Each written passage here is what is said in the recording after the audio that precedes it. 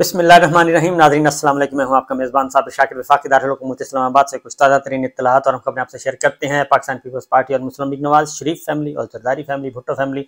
हैं बहुत बड़े घाघ किस्म के सियासतदान हैं, पुराने सियासतदान हैं और उनके साथ फिर अगर मौलाना फजलुर रहमान साहब मिल जाएं तो फिर तो क्या ही कहने हैं, क्योंकि सब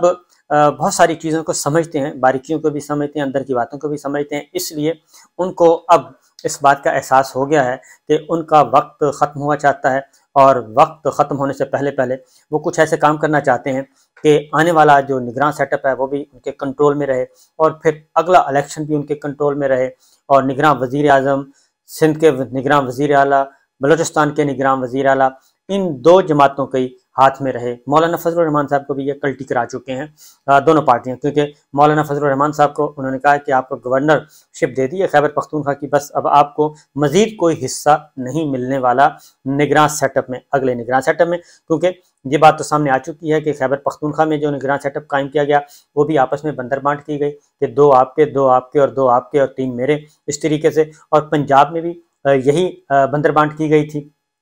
अब इनका ख्याल है कि मरकज़ में भी हमारी मर्जी के मुताबिक निगरान सेटअप आ जाए और साथ ही साथ बलूचिस्तान में भी और सिंध में भी। इसलिए सबसे बड़ा मसला है सिंध का, क्योंकि ये चाहते ही हैं कि मामला इलेक्शन कमीशन तक ना जाए, निगरानों के तकर्रुर के मामले में मामला इलेक्शन कमीशन तक ना जाए, बल्कि हमारे ही आपस में ही ये मामला तय हो जाए। उसकी बलूचिस्तान में तो मुख्तलिफ सियासी जमातें हैं और वहाँ पे भी ज़्यादा इम्कान यही है कि वहाँ पे भी इस्टेब्लिशमेंट के अकॉर्डिंगली वहाँ मामला सेट होंगे। बलूचिस्तान पे किसी किस्म का कोई कंप्रोमाइज़ नहीं किया जाएगा और वहाँ पे मुकम्मल कंट्रोल रखा जाएगा। सिंध में अलबत्ता पाकिस्तान पीपल्स पार्टी और वर्सेस है पाकिस्तान तहरीक इंसाफ। अब वहाँ पे leader of opposition Haleem Adil Sheikh, उनको हटा के MQM के लीडर ऑफ अपोजिशन उन्होंने एप्लीकेशन दे दी है खातून को। अब आखिरी दिनों में 2 हफ्ते का खेल बाकी है, 2 हफ्ते की मुद्दत बाकी है और ऐसे में अपोजिशन लीडर को तब्दील करने का मकसद क्या है, और चूंकि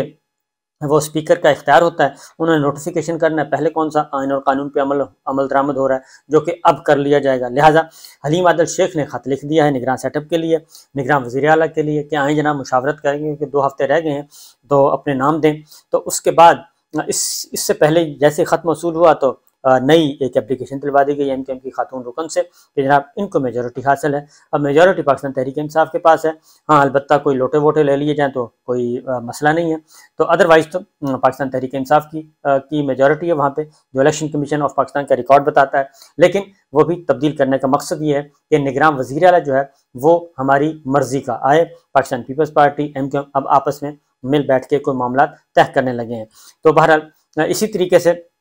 बंदरबांट की मैं आपको बता रहा हूँ, मरकज़ में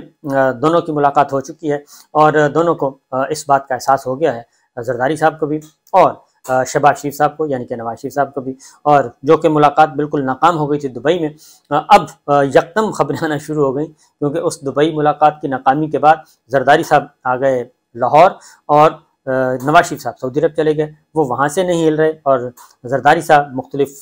इलाकों का दौरा करके वापस लाहौर और लाहौर से अब इस्लामाबाद पहुँच चुके हैं। बिलावल भुट्टो जो हैं वो इस दौरान फ्रांस गए और फ्रांस से लापता हो गए और अमेरिका चले गए और अमेरिका में वो फिर अपने अंकल से गुफ्तगू करते रहे, अंकल की इंतज़ामिया से बल्कि कहना चाहिए, क्योंकि बाइडन इंतज़ामिया के साथ उनके बहुत अच्छे ताल्लुकात हैं, लिहाजा वो वहाँ पे जोड़ तोड़ करते रहे। और असल प्रॉब्लम यही है कि हम पहले भी आपको बता चुके हैं कि इनके साथ कुछ हाथ होने वाला है, ख़ास तौर पे नून के साथ बहुत बड़ा हाथ होने वाला है, और अगर नून ने हैंकी फैंकी की और तो उनके साथ मज़ीद बड़ा हाथ हो जाएगा। उसकी रीज़न है कि नवाज शरीफ साहब को कुल्लियतन जवाब मिल चुका है, बिल्कुल दूर दूर तक उनकी वजारत उज़्मा तो दूर की बात है, उनकी सज़ाएँ भी अगर टेकअप हो जाएँ, ख़त्म हो जाएँ तो वो भी बहुत बड़ी बात होगी। लिहाजा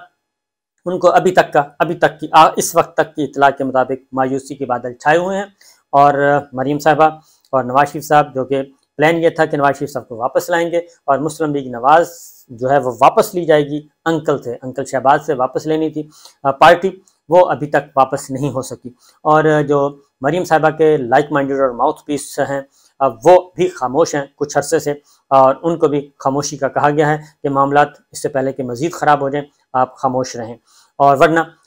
फटेगा मामला, चीज़ें सामने आएंगी। क्योंकि आखिरी प्रेस कॉन्फ्रेंस जो आई थी उसमें काफ़ी एस्टेब्लिशमेंट को रगड़ा लगाया गया था, इशारतन किनायतन और रिटायर्ड लोगों का नाम लेके सहूलतकारी फराहम की जा रही है, सब कुछ किया जा रहा है, ये सब कुछ किया गया था। लेकिन चीज़ें जो हैं अब समझ आने वाली हैं और आ रही हैं, और इसीलिए अब निगरान सेटअप का जो मामला है उस पर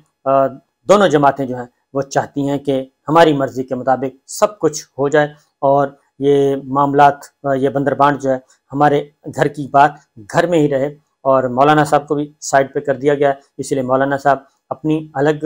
दौड़ा रहे हैं घोड़े, और उनको यही कहा गया कि आप हम पे तसल्ली रखें। मौलाना कहाँ तसल्ली रखने वाले हैं, मौलाना तो बहुत एक एक पाई का हिसाब लेते हैं और एक एक वजारत का हिसाब लेंगे, और वो कैसे मुमकिन है कि वो पंजाब में उनकी नुमाइंदगी नहीं है तो मरकज़ में उनकी नुमाइंदगी ना हो, केयर टेकर में, बलूचिस्तान में उनकी नुमाइंदगी ना हो और सिंध में उनकी नुमाइंदगी ना हो। अब ये चलने लगे हैं। बहरहाल चीज़ें कुछ ऐसी हैं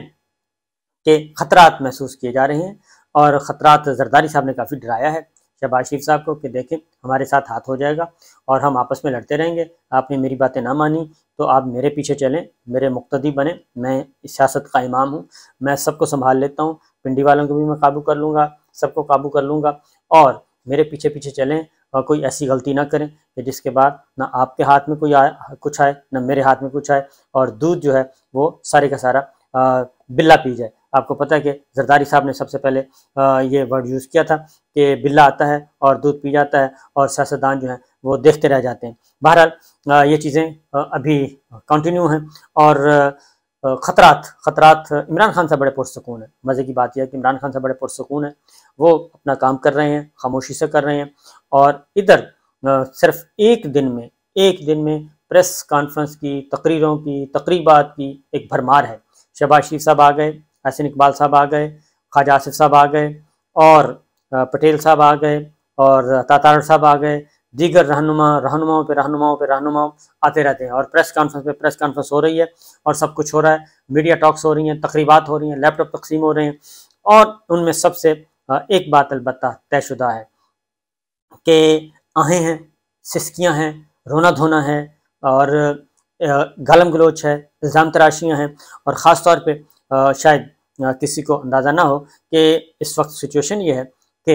मिलिट्री इस्टेब्लिशमेंट, मैं मिलिट्री इस्टेब्लिशमेंट से कहूँगा, वो ज़रा तैयार रहें। उसकी रीज़न है कि अब जो है वो इलेक्शन कैंपेन शुरू होने वाली है, और पीएमएलएन के पास किसी के पास कुछ नहीं है, मुस्लिम लीग नवाज़ के पास अपना नैरेटिव। सिंध गवर्नमेंट के पास तो जो पीपल्स पार्टी के पास तो सिंध दिखाने के लिए है कि हमने सिंध में ये किया। अब इनकी कैंपेन चलनी है पंजाब में और खैबर पख्तूनख्वा में नून लीग की, और मरकज़ में इनकी हुकूमत, और शहबाज शरीफ साहब वज़ीर आज़म। जरदारी साहब ने बड़ा कमाल का काम किया था कि इनके हवाले कर दिया और अच्छी वजारतें अपने पास रखी, जो ज़िल्लत और रुसवाई वाली वजारतें थी सारी की सारी इनके हवाले की। वज़ीर दिफा इनका, वज़ीर दाखिला इनका, वज़ीर ख़जाना इनका, वज़ीर मनसूबाबंदी इनका, और मुशीर दाखिला इनका, सारे के सारे जिसमें गालम गलोच थी और जिसमें रियासत ने अपनी ताकत इस्तेमाल की थी, वो सारी वजारतें इनके पास, और उनके पास माहौलियाती तब्दीली, सेहत और खारजा, ये सारी वजारतें अच्छी वजारतें जो पीछे बैठ के काम करने वाली थी, और बेनज़ीर इनकम सपोर्ट प्रोग्राम, सहूलत कार्ड, ये सारे का सारा उनके पास था और बाकी सारा काम इनके हवाले था। उन्होंने बहुत अच्छा किया। और अब IMF से मुज़ाकरात करने हैं तो नून लीग कर रही है, डार साहब कर रहे हैं, और वजारत दाखिला मारपीट करनी है, क्रैकडाउन करना है, तशद्दुद करना है, और 10,000 सियासी कारकुन गिरफ्तार करने हैं तो मुस्लिम लीग नून, वजारत दाखिला, ये सारे काम अब इनके खाते में हैं, और पीपल्स पार्टी आराम से इसमें से निकलती हुई होगी। उनके पास तो है, इनके पास क्या है? ये जो आज की सिर्फ एक दिन की 5 तकरीरें जो इनकी सुनी जाएं तो 5 तकरीरों में क्या है? 9 मई